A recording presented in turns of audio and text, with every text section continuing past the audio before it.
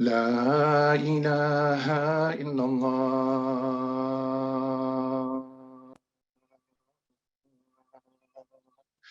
لا إله إلا الله لا إله إلا الله محمد رسول الله عليه الصلاة الله لا إله إلا الله لا إله إلا الله لا إله إلا الله إبراهيم رسول الله لا إله إلا الله لا إله إلا الله لا إله إلا الله موسى رسول الله لا إله إلا الله لا إله إلا الله لا إله إلا الله عيسى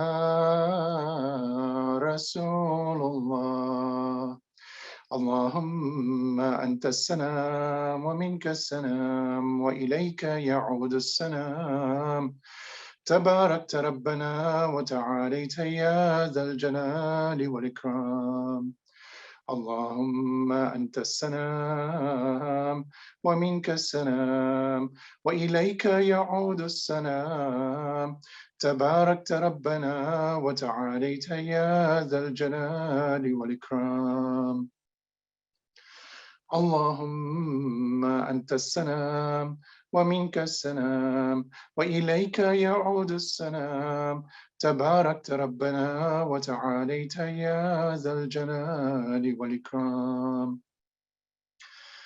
أعوذ بالله من الشيطان الرجيم بسم الله الرحمن الرحيم الحمد لله رب العالمين الرحمن الرحيم مالك يوم الدين إياك نعبد وإياك نستعين اهدنا الصراط المستقيم صراط الذين أنعمت عليهم غير المغضوب عليهم ولا الضالين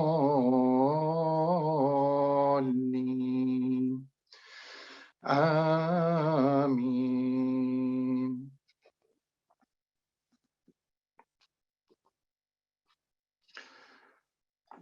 So, beloveds, as somebody noted at the beginning of this call, this is a very long chapter on Musa and Harun alayhi salam, and there's a very good reason for it.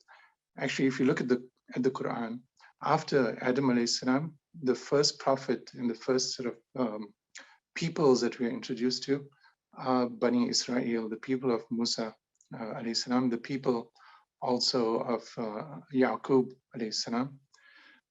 From that line down to this day. And so much of there's more of a mention of Musa alayhi salam and what he had to walk through than there is, for example, of the Prophet sallallahu alaihi wasallam. So there's a very deep reason for that. And inshallah, we'll cover a little bit of it. And you'll get a bit of the flavor of that. I'll only be covering, for example, the part of his life, or his walking from the time that he was born to the time where he reaches maturity, and then he's returning from Madian, sort of the eastern part of the Sinai desert. He's returning from there back to Egypt. So I won't be covering, inshallah, I won't be covering, for example, his interactions with Pharaoh, or his interactions with his people after the time when they left Pharaoh, all of those things.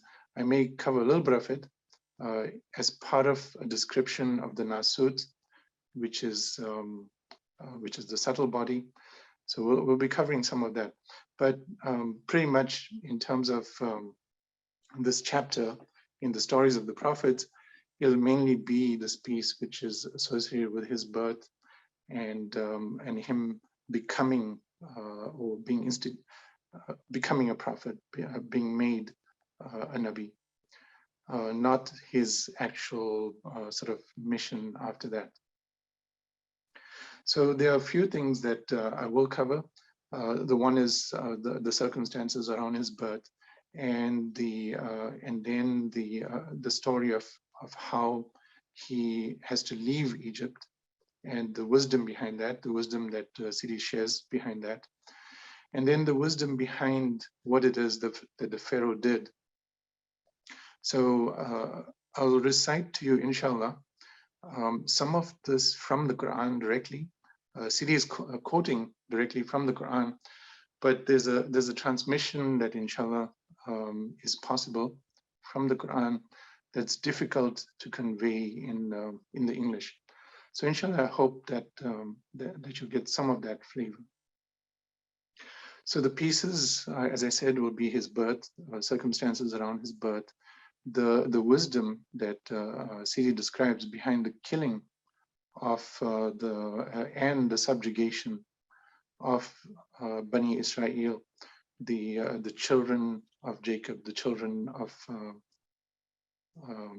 Israel, as Jacob is called. Yaqub alayhi salam is called his people. Some of the wisdom behind that, and then there's this topic of the Nasut, which, as I said, is the subtle body, and we'll go into that a little bit. I'll stop around page 210, somewhere there. So starting around page 189 and going to page 210. So inshallah, that's what I'll be covering today of his story. And before going there, I'm actually going to jump to page 254 because it kind of encapsulates a lot of the teaching of this chapter. There are many pieces, but I think these two pages, 254, 255, they cover a significant amount of what I'll then be sort of retracing my steps, as it were, so that you can fill in why it is that this is like an encapsulation of what Sidi is part of what Sidi is transmitting. So Sidi says, the real beloved of Allah is sometimes the Musa of his or her time, sometimes the Ibrahim of his time, or the Isa of his time. When I say beloved, I do not mean a man or a woman. This is the world of Allah. Allah says beloved without any separation.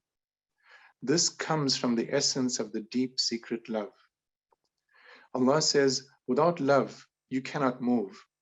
So it's important to always keep a cup of the love and to drink from this love. This is your cup to keep, to give, and to not forbid. You are the cup of Allah. A drop from the cup is enough for you to be absent from everything. You do not need to look to anything. Then you are the real Nasut, from Allah, to Allah, for Allah. And this is all you need. You do not need to look to any side because there is no side. There is no male or female, and there are no numbers. This is the essence of the world of the unity. You are. There is no other. He created you from his wisdom, and he did not ask you why he created you, but he makes you a special bride for him, and he is the bride for you. He will not let you know any picture. He will not let you stop with any picture and say, there is. Surely he wants you to walk always.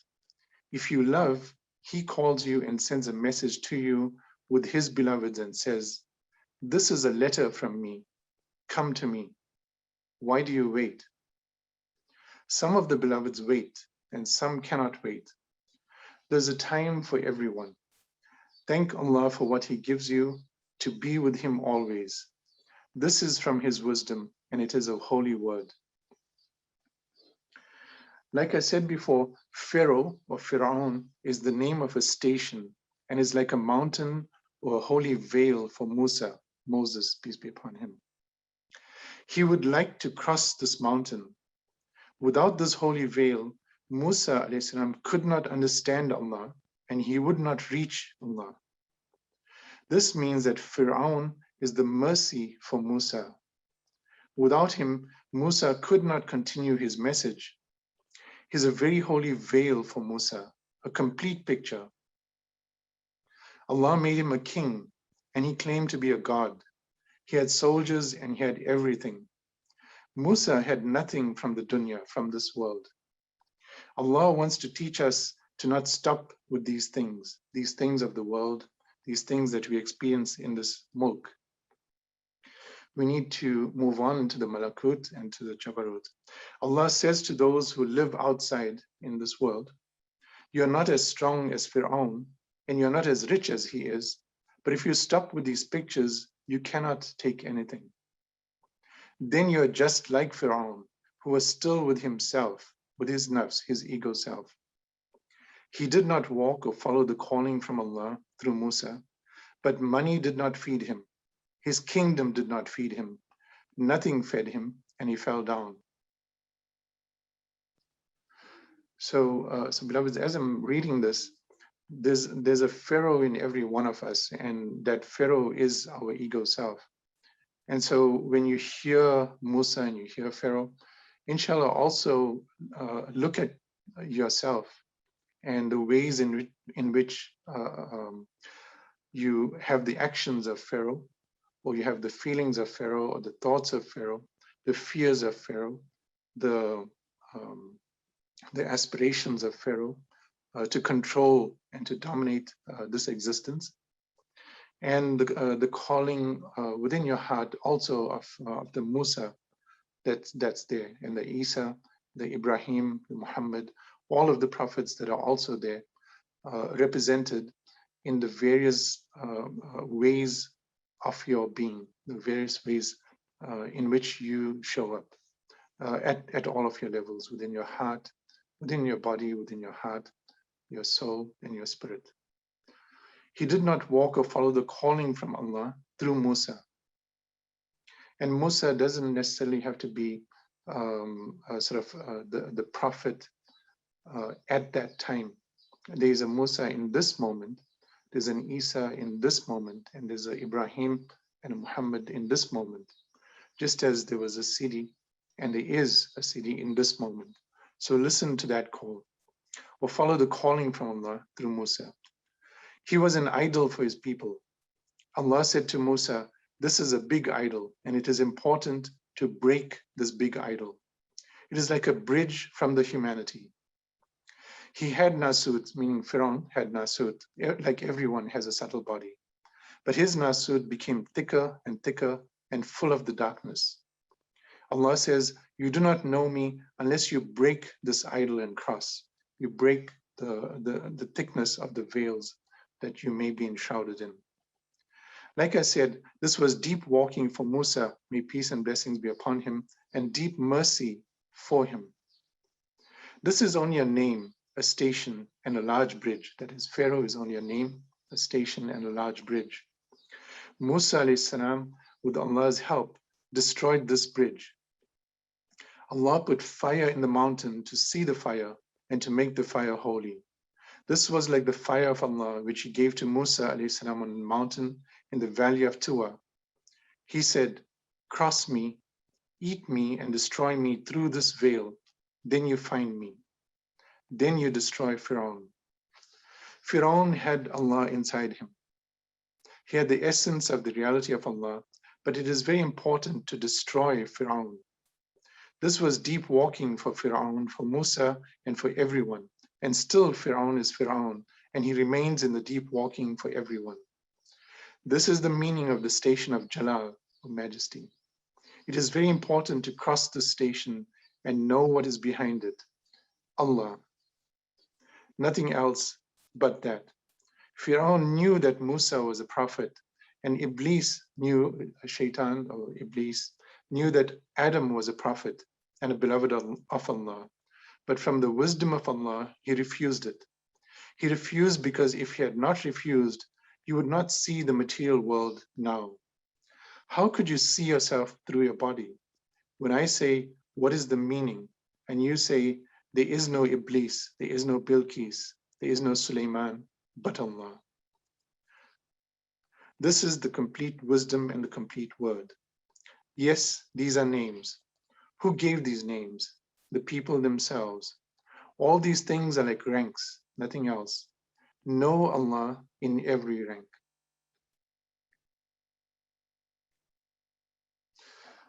So inshallah, this is really sort of the key to the entire story of Musa and to our story too.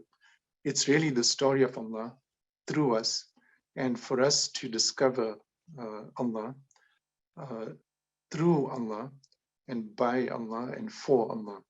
So this is part of this discovery, is to become taqlim Allah. وَكَلَّمَ اللَّهُ مُوسَى تَكْلِيمًا, and Allah spoke to Musa and he became the tongue of Allah. So the station of reverence and leadership, as is the sort of subtitle of this chapter, that reverence and leadership, the reverence comes from speaking from Allah and by Allah, and the leadership, that the authority actually that comes from that is a natural consequence. It's something that is given by Allah to carry his people out from the darkness that they were in into the light of really recognizing who they were. So inshallah, I'd like to then begin with this piece from Surah Al-Qasas. And in Surah Al-Qasas, it covers the much of these pages 189 through 210. It covers much of the story. And what we'll do is I'll recite that story. Maghrib comes in here roughly in about 20 minutes time. And so inshallah, we'll break for about 7 to 10 minutes, and then we'll continue. But I'd like to begin actually with doing this recitation. Then when we come back after Maghrib to continue with the sort of the translation of that and Sidi's interpretation of some of the events that are described there. So let me start with that then to begin the recitation from Surah Al-Qasas. And inshallah, this is a way to access the Nasud. So it's an aspect of the Quran that these are not sort of our words. These are words that you may be hearing through a human voice, as Sidi describes it, within the universe of your existence. You're hearing these words, but actually they come from a different existence. They come from a different place, meaning that while you are listening to them in this physical sort of realm, the realm of the mulk, this dominion, this place where Pharaoh has command over the palaces and over the forces of materialism and over the forces of things that are completely related to this world. They come from actually a place where if it did not exist, this world would not exist. However, if we are in this existence and don't see that other existence, the existence of the malakut, the angelic realm, the realm of the heart and the soul, the deeper heart and the deeper soul, the realm of the spirit, ar-ruh, if we are not in a place of being able to sort of witness that now, the Quran gives us a way of actually going there in this moment, in this time. So I invite you to allow yourself to travel in this way, in your soul, in your nasut, to this place where There is no time, and you are with Pharaoh, you are with Musa, you are with Harun, you are with Musa's mother, his sister, all of those around him. You are with Shuaib, Jethro, peace be upon them all, and you are actually traveling with them. This is not a sort of, as it were, a tale of the ancients. This is actually happening now, and it is being revealed to you in this moment through these words.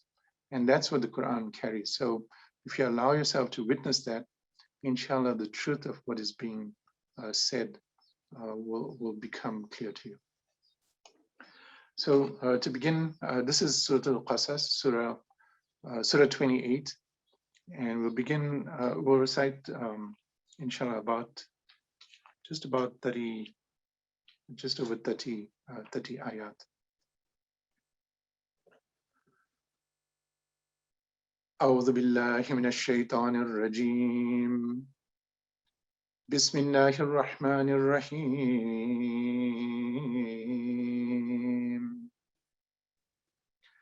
طاسين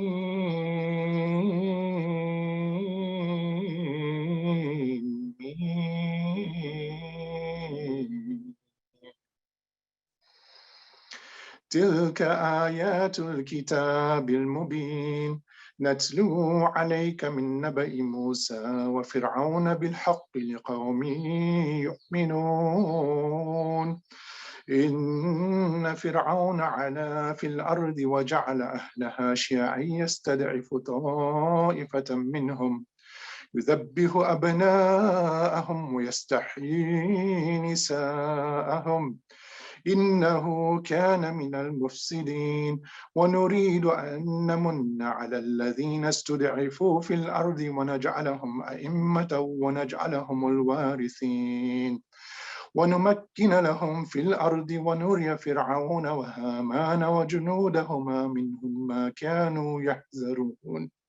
ما كانوا يحذرون وأوحينا إلى أم موسى أن أرضعيه فإذا خفت عليه فألقيه في اليم ولا تخافي ولا تحزني إن رادوه إليك وجاعلوه من المرسلين فالتقطه آل فرعون ليكون لهم عدوا وهزنا إن فرعون وهامان وجنودهما كانوا خاطئين وقالت امرأة فرعون قرة عين لي ولك لا تقتلوه عسى أن ينفعنا أو نتخذه ولدا وهم لا يشعرون وأصبح فؤاد أم موسى فارغا إن كادت لتبدي به لولا أن ربطنا على قلبها لتكون من المؤمنين وقالت لأختيه قسيه فبصرت به عن جنب وهم لا يشعرون وحرمنا عليه المراضع من قبل فقالت هل أدلكم على أهل بيت يكفلونه لكم وهم له ناصحون فرددناه إلى أمه كي تقر عينها ولا تحزنا ولتعلم أن وعد الله حق ولكن أكثرهم لا يعلمون ولما بلغ أشده واستوى آتيناه حكما وعلما وكذلك نجزي المحسنين ودخل المدينة على حين غفلة من أهلها فوجد فيها رجلين يقتتلان هذا من شيعته وهذا من عدوه فاستغاثه الذي من شيعته على الذي من عدوه فوكزه موسى فقضى عليه قال هذا من عمل الشيطان إنه عدو مضل مبين قال رب إني ظلمت نفسي فاغفر لي فغفر له إنه هو الغفور الرحيم. قال رب بما أنعمت علي فلن أكون ظهيرا للمجرمين. فأصبح في المدينة خائفا يترقب، فإذا الذي استنصره بالأمس يستصرخه. قال له موسى إنك لغوي مبين. فلما أن أراد أن يبطش بالذي هو عدو لهما قال يا موسى أتريد أن تقتلني كما قتلت نفسا بالأمس؟ إن تريد إلا أن تكون جبارا في الأرض وما تريد أن تكون من المصلحين. وجاء رجل من أقصى المدينة يسعى قال يا موسى إن الملأ يأتمرون بك ليقتلك فاخرج إني لك من الناصحين. فخرج منها خائفا يترقب قال رب نجني من القوم الظالمين. ولما توجه تلقاء مدين قال عسى ربي أن يهديني سواء السبيل. ولما ورد ماء مدين وجد عليه أمة من الناس يسقون، وجد من دونهم امرأتين تذودان. قال ما خطبكما؟ قالتا لا نسقي حتى يصدر الرعاء وأبونا شيخ كبير. فسقى لهما ثم تولى إلى الذل فقال رب إني لما أنزلت إلي من خير فقير. رب إني لما أنزلت إلي من خير فقير. رب إني لما أنزلت إلي من خير فقير. فجاءته إحداهما تمشي على استحياء قالت إن أبي يدعوك ليجزيك أجر ما سقيت لنا. فلما جاءه وقص عليه القصص قال لا تخف نجوت من القوم الظالمين. قالت إحداهما يا أبت استأجره إن خير من استأجرت القوي الأمين. قال إني أريد أن أنكحك ابنتي هاتين على أن أن تأجرني 8 حجاج، فإن أتممت 10 فمن عندك، وما أريد أن أشق عليك، ستجدني إن شاء الله من الصالحين. قال ذلك بيني وبينك أينما الأجلين قضيت فلا عدوان علي والله على ما نقول وكيل. فلما قضى موسى الأجل وسار بأهله آنس من جانب الطور نارا قال لأهلهم كثوا إني آنست نارا لعلي آتيكم منها بخبر أو جزوة من النار لعلكم تصطلون. فلما أتاها نودي من شاطئ الوادي الأيمن في البقعة المباركة من الشجرة أي يا موسى إني أنا الله رب العالمين.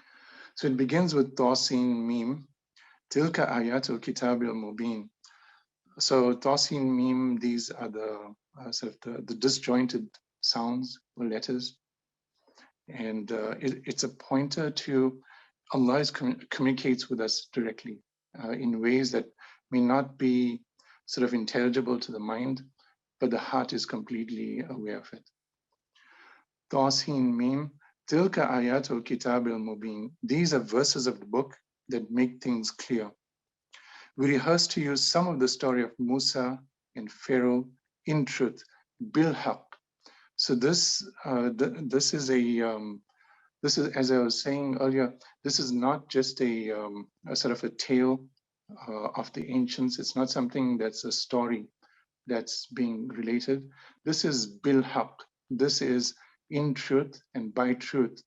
You are hearing what it is that that transpired, but you are also in the moment, in that place, in that time.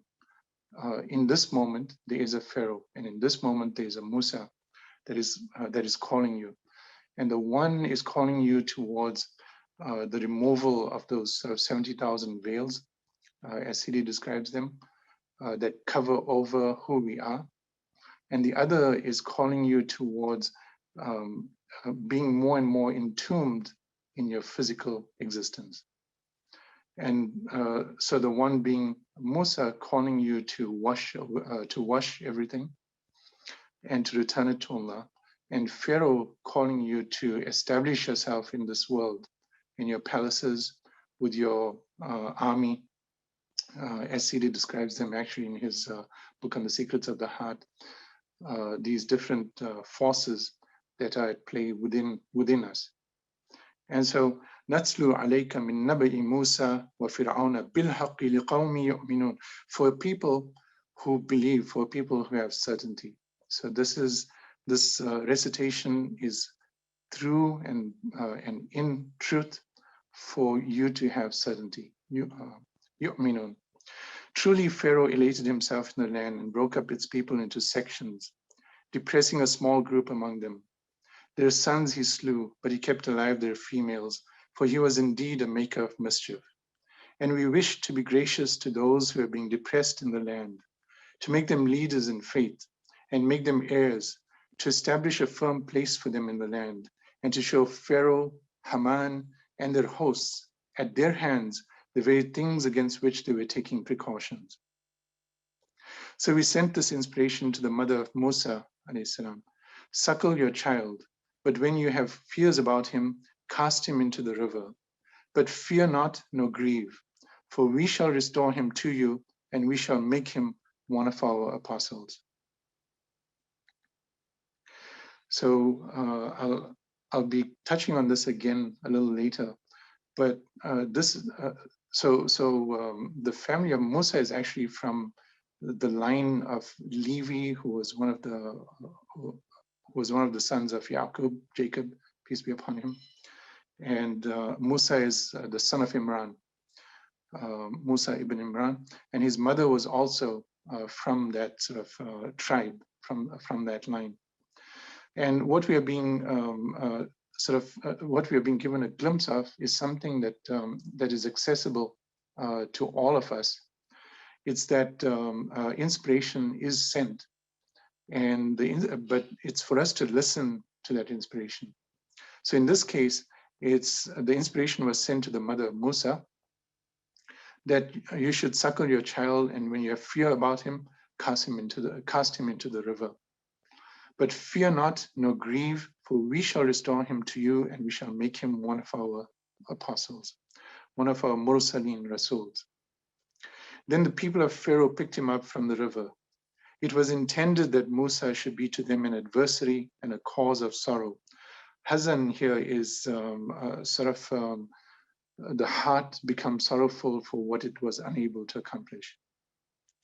And he should be to them an adversary and a cause of sorrow. For Pharaoh and Haman and all their hosts were men of sin.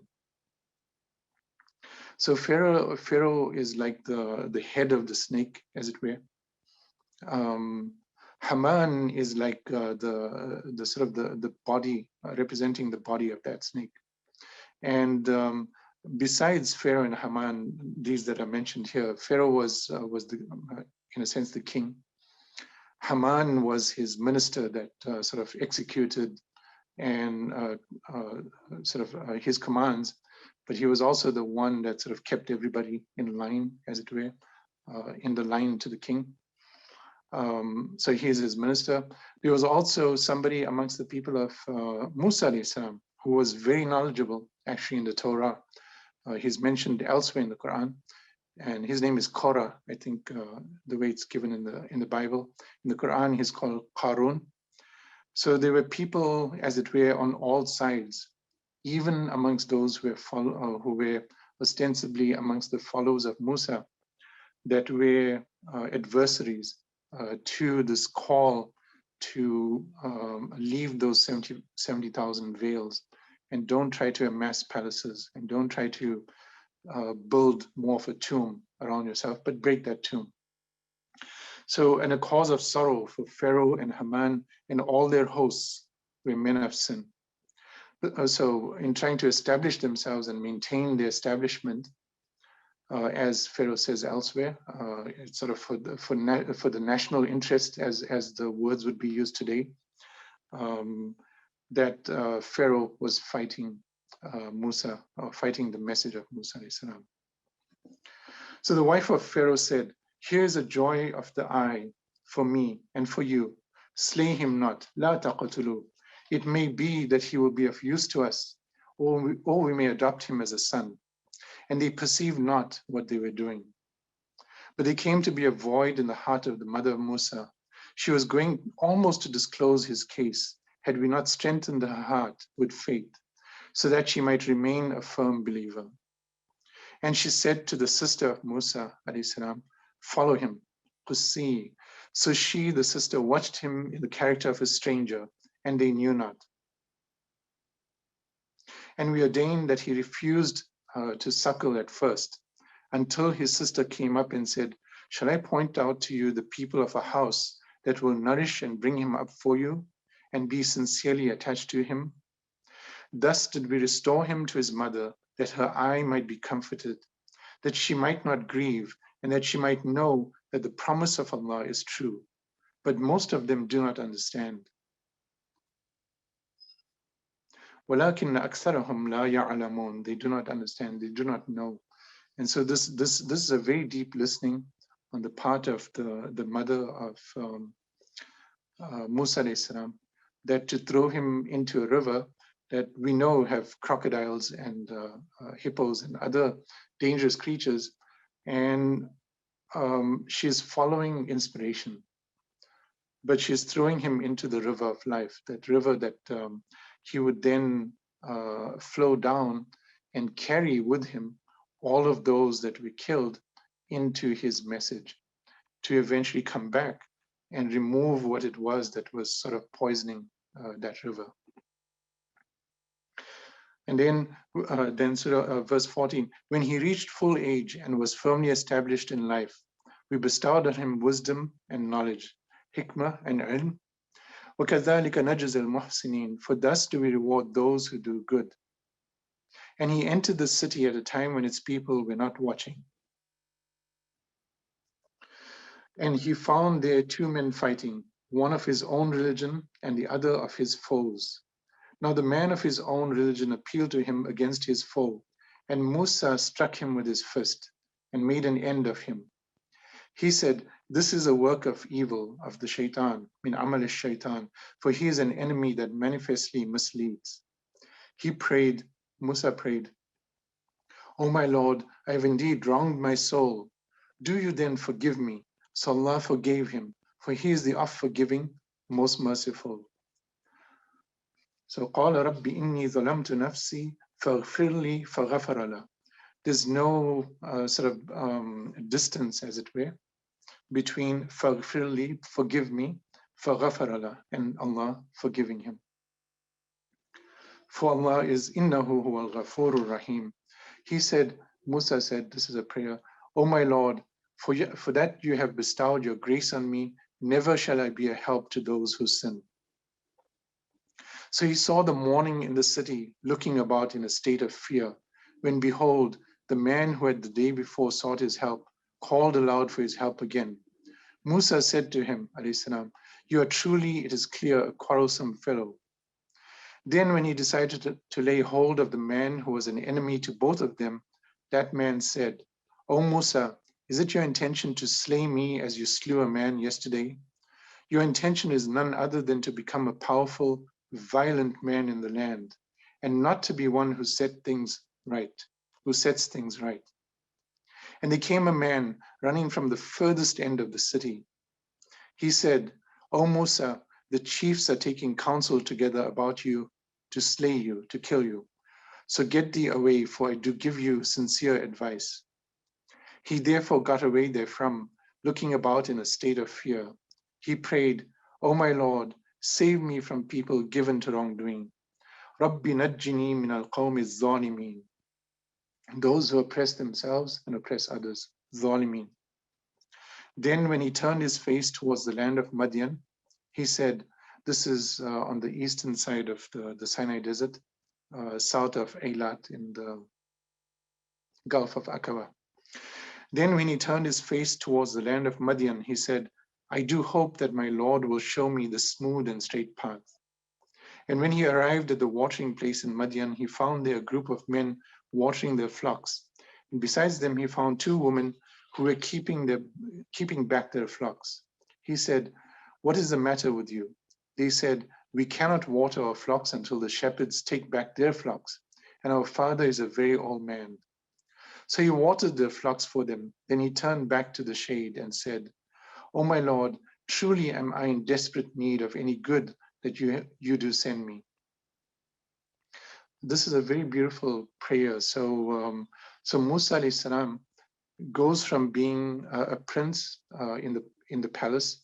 He was being groomed by Pharaoh in all of the arts that were known at the time, both in terms of knowledge and in terms of physical strength and training to sort of take the reins, as it were, after Pharaoh. So he went from being in that position, sort of the son of Pharaoh, even though he wasn't his physical son, from being the son of Pharaoh, to, a prince of the palace, to being barefoot and crossing the desert. Overnight, his sort of status in this world changed. And so and they say that, as Sidi describes it in another book, they say that this is roughly a 400-kilometer, like a 300-mile journey that he took on foot. So it would take him like almost a week to walk.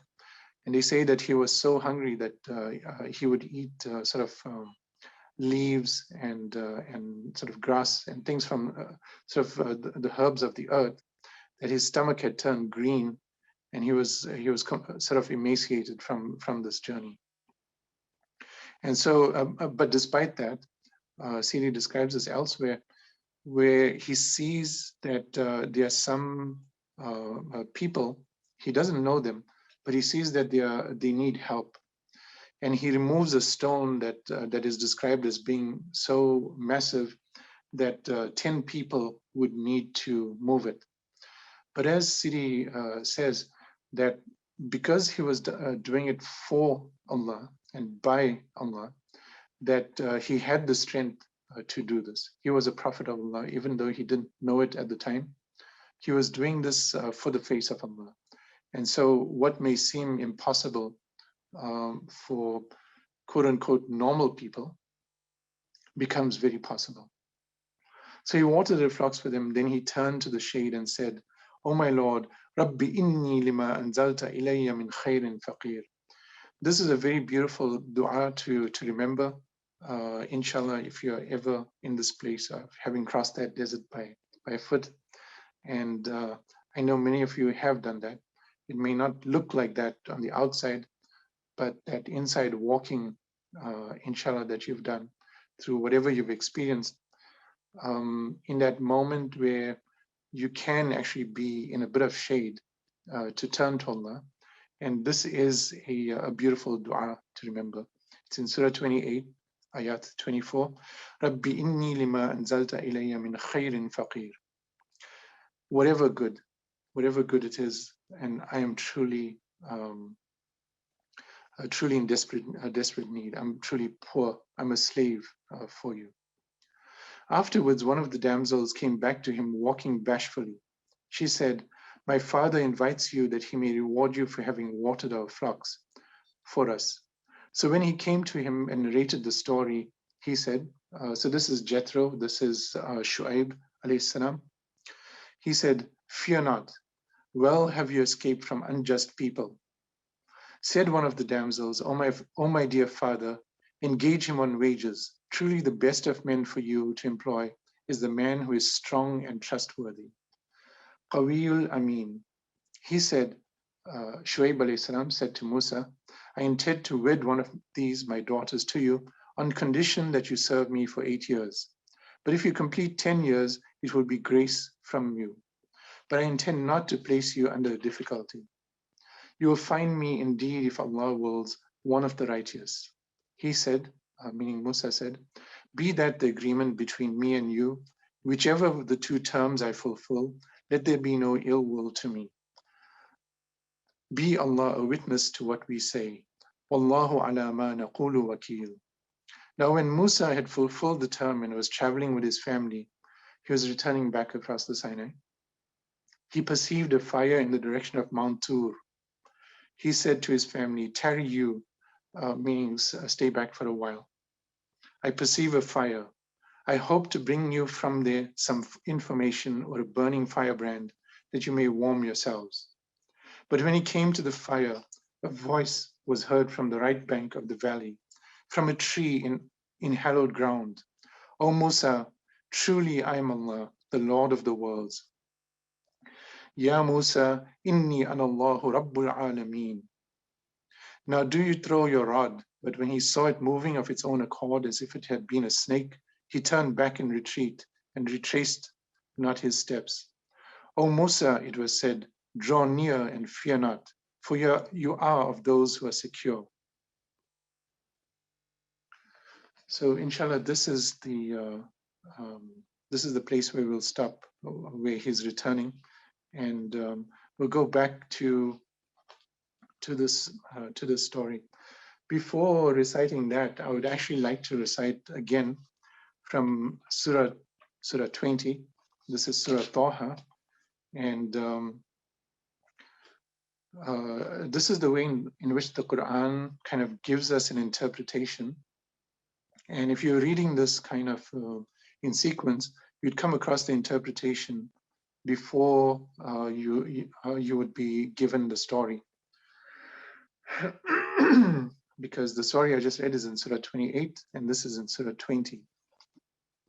But this is part of the conversation that occurred between Musa and Allah in this meeting.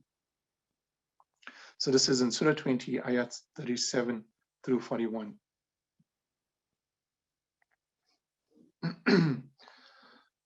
أعوذ بالله من الشيطان الرجيم. بسم الله الرحمن الرحيم. ولقد مننا عليك مرة أخرى إذ أوحينا إلى أمك ما يوحى أن اقذفيه في التابوت فاقذفيه في اليم فليلقه اليم بالساحل يأخذه عدو لي وعدو له وألقيت عليك محبة مني ولتصنع على عيني إذ تمشي أختك فتقول هل أدلكم على من يكفله فرجعناك إلى أمك كي تقر عينها ولا تحزن وقتلت نفسا فنجيناك من الغم وفتناك فتونا فلبثت سنين في أهل مدين ثم جئت على قدري يا موسى واصطنعتك لنفسي. And in A'udhu billahi minash shaitanir rajim, Bismillahir Rahmanir Rahim. And indeed we conferred a favor on you another time. Behold, we sent to your mother by inspiration the message. Throw the child into the chest and throw the chest into the river. The river will cast him up on the bank, and he will be taken up by one who is an enemy to me and an enemy to him. But I cast the garment of love over you from me, and this in order that you may be reared under my eye.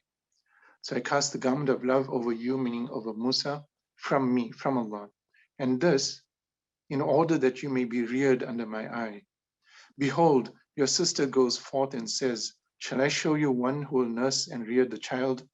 So he brought you back to your mother, that her eye might be cold, and she should not grieve. Then you did slay a man, but we saved you from trouble, and we tried you in various ways. Then did you tarry a number of years with the people of Midian. Then did you come this way as ordained, O Musa. Ala qadari, ya Musa, as ordained, ya Musa. And I have prepared you for myself, for service. So this this piece of Allah casting the garment of love over him, CD talks about this in various ways, and each one of us have experienced this in different ways. And some of us experience it through, for example, the love of our parents, some of us through the love of our spouses, and some through, for example, a spiritual love of the beloved, or that which we are called to. There are various different ways, or animals, for example. Each one of these things gives us a means of getting a little bit of a taste of this. In the case of Musa alayhi salam, it shows up in different ways. Some of the ways are, for example, the way Sidi describes it, where the wife of Pharaoh, her name is Asya. She is actually of the people of Bani Israel, and she's the wife of Pharaoh. But she had never experienced the kind of love that she did when she saw Musa alayhi salam in that tabut, in that basket, or in that chest. So her heart was sort of captured in that moment of seeing him. She was seeing the light of prophethood, and this was what was drawing her towards him with this garment of love. This garment is not necessarily something on the outside; it is something on the inside. And so this was one aspect of it. Then later on, when Pharaoh and his entourage come to this place on the riverbank, they can sort of see that he's not Egyptian.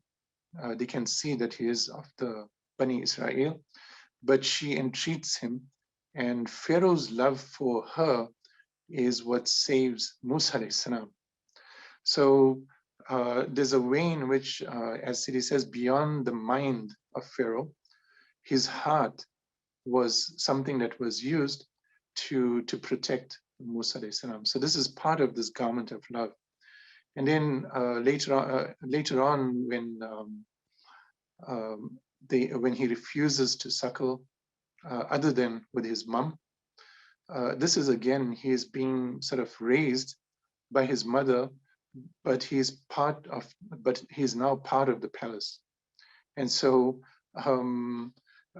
sort of paradoxically, the one that is to destroy that palace is the one that is being sustained by Pharaoh, and his mother is given him so that her heart may be at rest. So he's raised both in the palace and by his mother.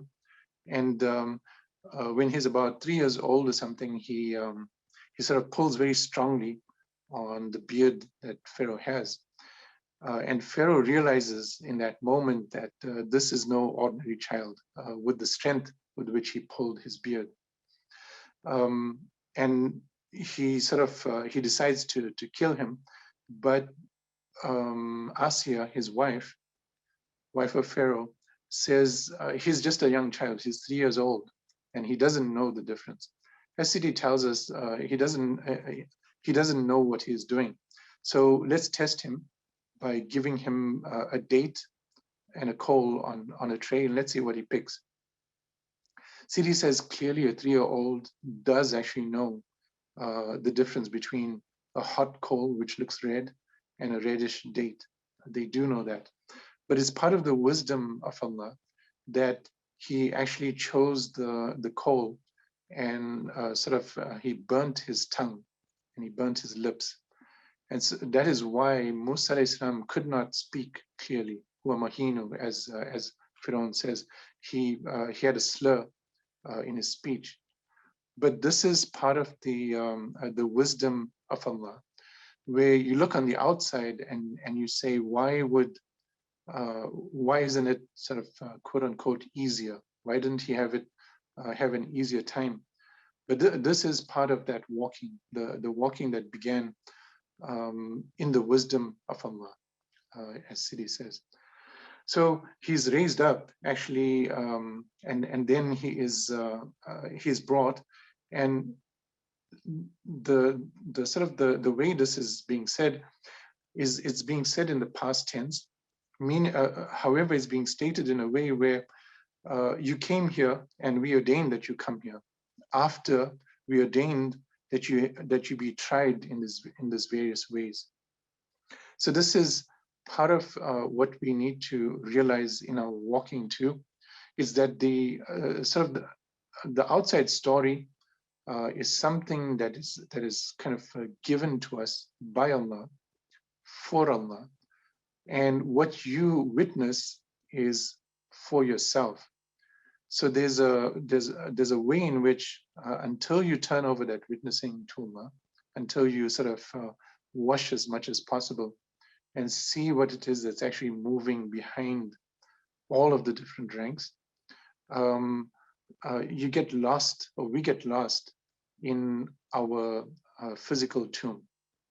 Until we break that, we can't see that actually it's Allah that is moving everything, including, for example, this aspect of there was a man that was killed. This was not an intentional killing, but it set up a precedent it set up a pretext for Musa being taken out of the palace and being moved away from the palace towards Shuaib. He needed a teacher, he needed a guide. And in his case, it was that he killed a man. Now, the judgment of that is with Allah, but the circumstances where that it wasn't intentional, and so he escapes from a place where he would have been killed. So when you look with the outside eye, you ask that question: why would he not stay? And so Sidi goes on to explain some of these pieces. So let's step back a little bit and talk about that moment when Pharaoh was killing people, and his mother is told, killing the firstborn, killing the male children that were born and leaving the female children alive, not just the firstborns. So what Sidi says about this is, if you ask me about the meaning of killing all the male babies, I say that the real life was given by what Pharaoh did. If Pharaoh had not killed those children, there would have been no Musa and no life for anyone. Those children gave their real life for another. From the life of those children, Allah sent Musa alayhi salam, and he contained the souls of all those children who had been killed. This was like a fight between the truth and the devil. The pure souls of those children returned to the reality of Musa, to what we call the nasut of Musa, the subtle body of Musa. They became a part of him and gave him strength, life, and yearning, so that everything returned from him to him, from Allah to Allah.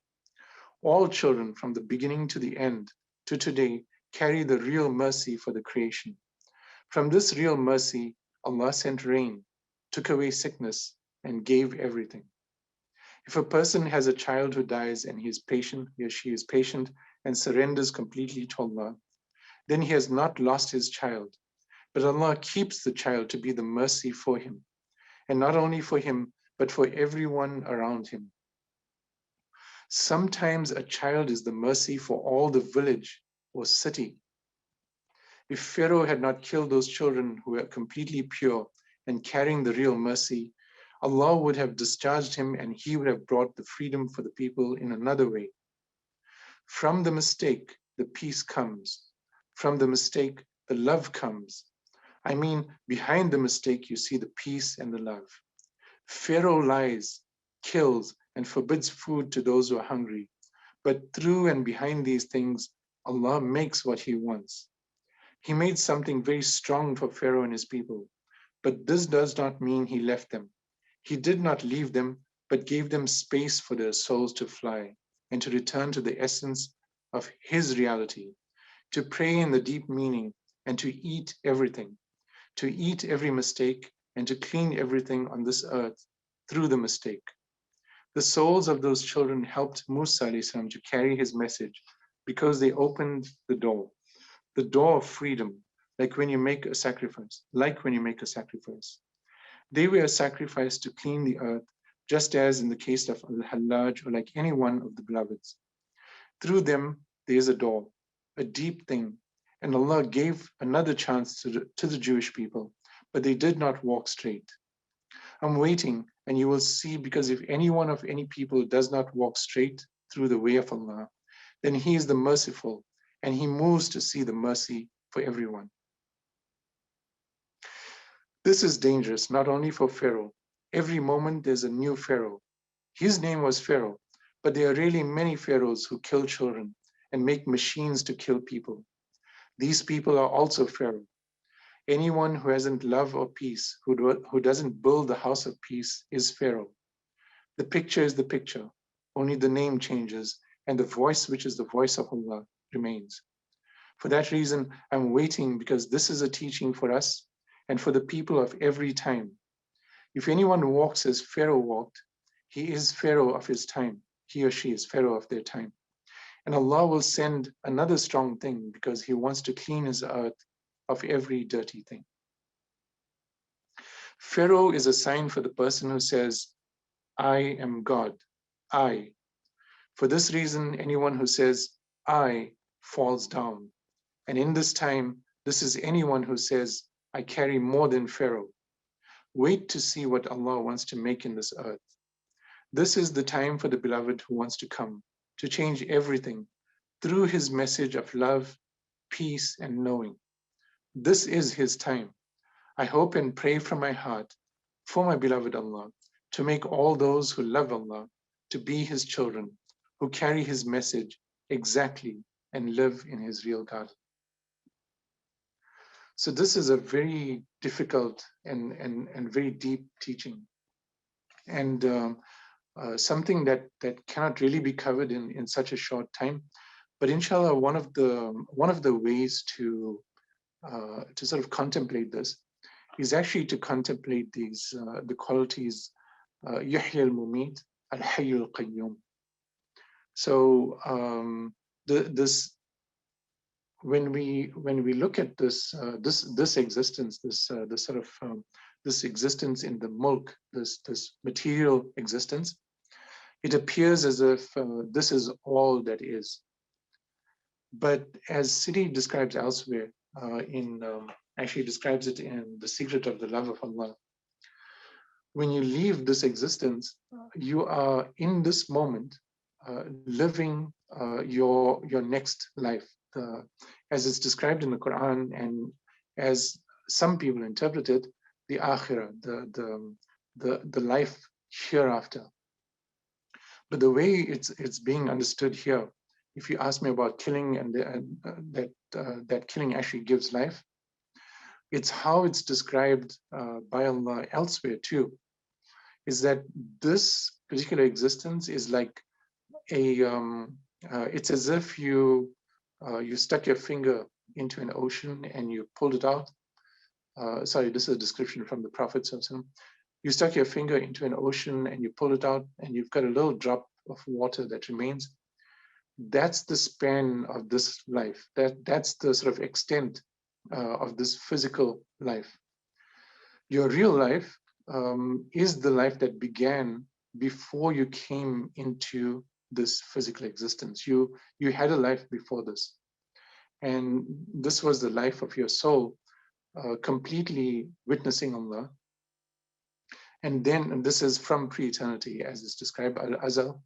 And then you come into this world. You come into this world at this time, in this place, under these circumstances, with these pharaohs and these Musas and these Muhammads, these Ibrahims, these Isas, all of these sort of names, Bilqis being the queen of Sheba, Suleiman being Solomon, Iblis, Shaitan, all of these names being present around you, but they are just names. And you happen to be in this moment, in this time, in this place. This is your time, and this is your place, and this is your moment. When that moment ends, which is, as the Prophet ﷺ described, like a drop of water in an ocean, where the ocean is the real time of your real span of your life, which is eternity. This moment is going to end, and when that moment ends, this akhirah begins. And what Sidi is inviting us to in this description of the sacrifice and the description of the killings and all of this is that there's much more than just this physical existence that is at stake. There's much more than that. And so Pharaoh and all of the tyrants across time, they think that they have control over all of existence. But actually they have control over a little bit of that drop for a moment. And then the real appears. The real was always there. Allah is always there and appears in all of the ranks. It's just that we, from our physical material perspective, we tend to look at it as, well, Musa alayhi salam should not have had his lips disfigured, or he should not have had his tongue burnt. It shouldn't be that Pharaoh should exist, or it shouldn't be that whoever is the present day Pharaoh should exist. It shouldn't be that, why is it that, why or what, as Sidi says, that there is this kind of oppression in the world. And part of it is exactly for us to know ourselves, and it's to experience a little bit of what we carry collectively, as is described. This Nasut is a collective subtle body that we are all contributing towards it, and we're all carrying it. So in this moment of time, while we have our individual sort of existences, we also have our collective existence. So as we have our individual subtle body that is walking, we also have our collective subtle body that is walking. And so when you kill an individual an individual, it's as if you've killed everyone. And when you give life to an individual, it's as if you're giving life to everyone. So this is what Sidi is calling us towards, an understanding that is much deeper and beyond the sort of the picture of blood and the picture of material existence. And it's very difficult for the nafs, which exists through the ego self, at least, that exists through the physical existence. So this is a calling towards the death of that nafs and a recognition that it's going to die anyway. So contemplating al-yuhyi al-mumit, al-hayy al-qayyum, al-yuhyi, the one who gives life, al-mumit, the one who gives death, al-hayy, the one who gives life, or the one who is life, al-qayyum, the eternally self-subsistent, the one who gives us the possibility of existence and support in this sort of material existence. Al-Hayy, which is part of the Dhat, the secret of Allah. Al-Qayyum, which is part of sort of manifestation. All of these things, if you contemplate them, they go back towards look again and see what is Pharaoh carrying and what are you carrying that needs to be killed. And sometimes it is that it's only through the sort of the hazan, the pain in the heart, that change occurs. Sometimes it's through illness, sometimes it's through literally physical things out in the world that are very dangerous. And unfortunately, this is the outside picture, but it's the outside picture that shows you that this world is always in a state of disintegration. So this is one of the meanings of the killing of all of the male babies and the subjugation of Bani Israel. Then we're sort of short of time, but I'd like to just relate two more things, inshallah. The one is Musa left Egypt. So this was after he had pushed the Egyptian down and he had died and he had passed away. Musa left Egypt. You do not know the wisdom, and he did not know the wisdom. If he had not killed this man, how could Allah have made him into a prophet? So this is one of the paradoxes that Siri is asking of us to contemplate. After this difficult time, Musa left Egypt and went to the land of Madian.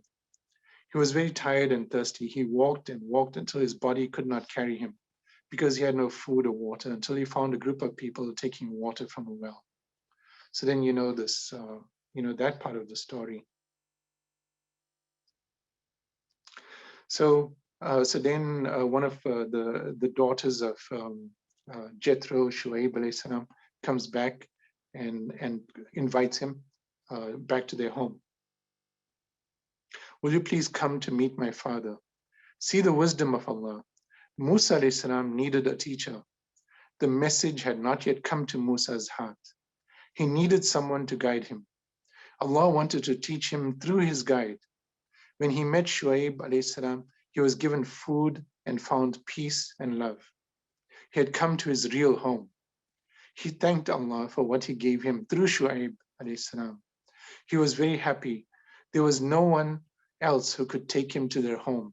Only Shuaib alayhi salam, peace be upon him. So this is part of the wisdom and the mercy. And then Shuaib became his teacher.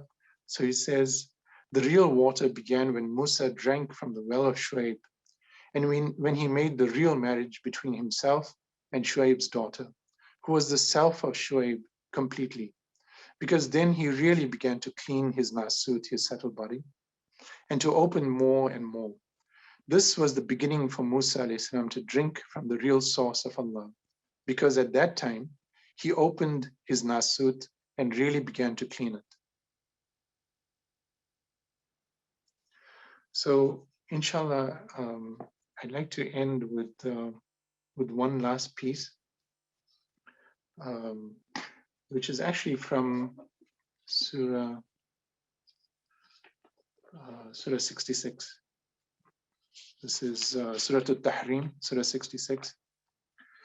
And Allah sets forth, so this is a description of sort of a comparison between outside pictures and inside reality. Allah sets forth for an example to the unbelievers, the wife of Nuh alayhi salam and the wife of Lut alayhi salam.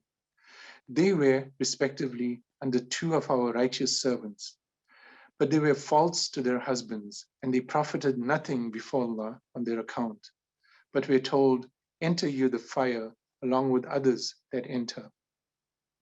And Allah sets forth as an example to those who believe, the wife of Pharaoh. Behold, she said, O my Lord, build for me in nearness to you a mansion in the garden, and save me from Pharaoh and his doings, and save me from those that do wrong.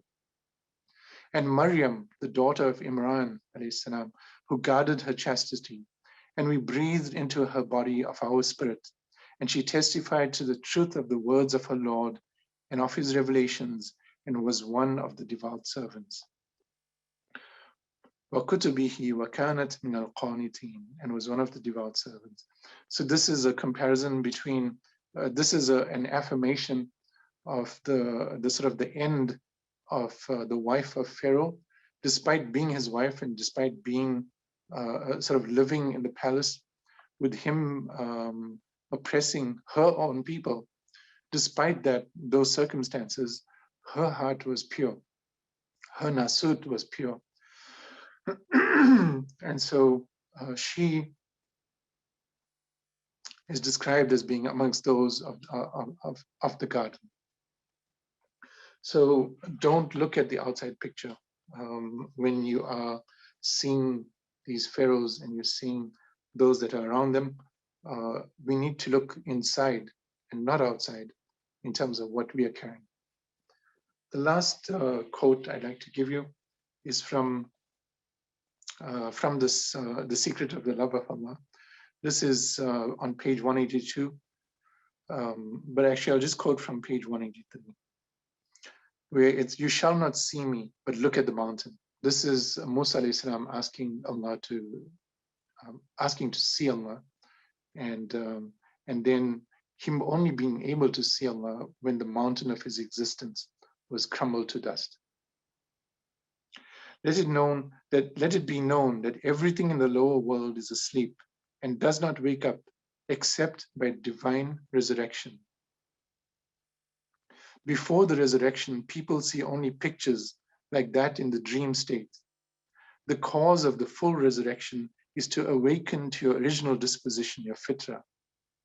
This is yourself, your heart and your soul and your spirit, not covered by any of the sort of accretions of experiences in this world, but witnessing Allah alone. The cause of the full resurrection is to awaken to your original disposition, fitra. Otherwise, one is resurrected in a picture conformant with the measure of the pictures of one's dreams, falling in anxiety, in fear, and his or her nightmares become more intense. This world becomes more intense and more difficult to live in because you're living through those pictures as opposed to what is real.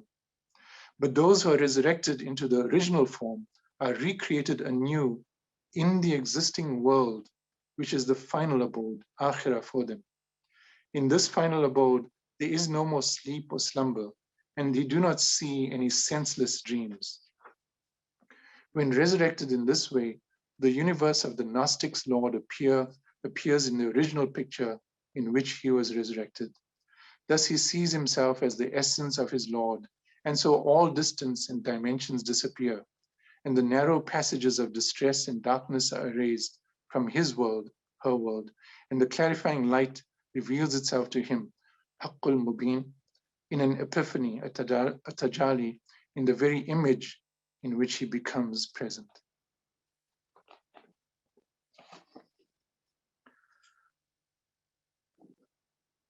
So inshallah, that is what I had to share for today.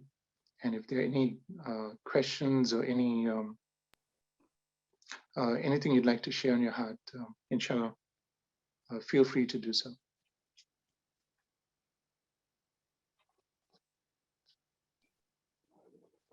Checking in, beloveds, if anyone has a question or a comment.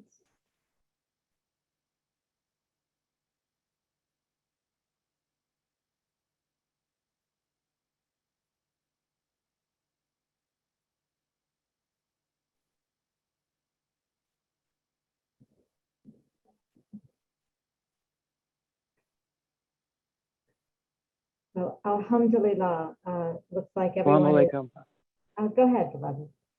Welcome, salam wa rahmatullah. Hello, it's so nice to hear your voice. I just wanted to say that I felt that love from Sidi, the love that you feel, that you explained in this reading. MashaAllah, thank you for sharing that. Brother Musa, assalamu alaikum. I have a question, but I don't want to ask in front of everyone. Can I send you an email with that question? Yes, inshallah. Yeah, please. Thank you.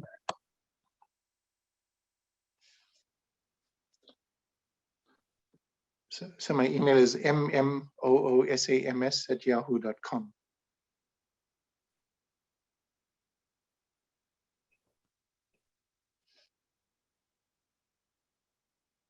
One more time, please. Okay.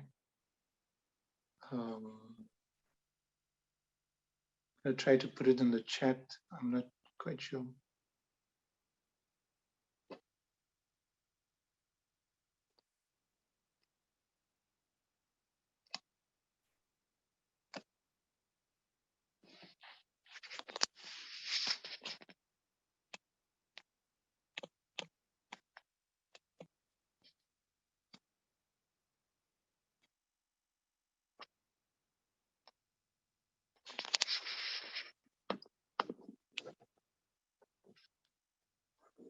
So I put it in the chat, so inshallah, so inshallah you could send the contact me that way.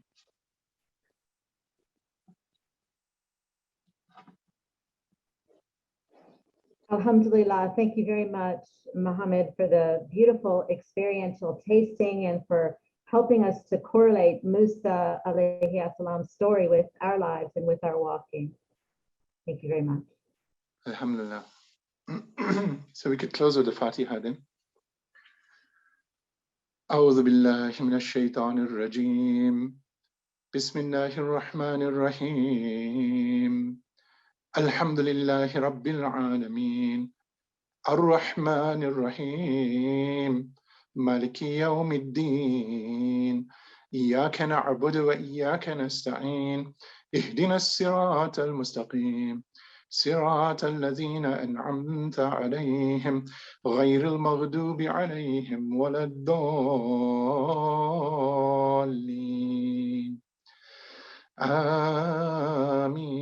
آمين. بفضل سبحان ربك رب العزة عما يصفون وسلام على المرسلين والحمد لله رب العالمين. وصلى الله على سيدنا محمد وعلى آله وصحبه وسلم.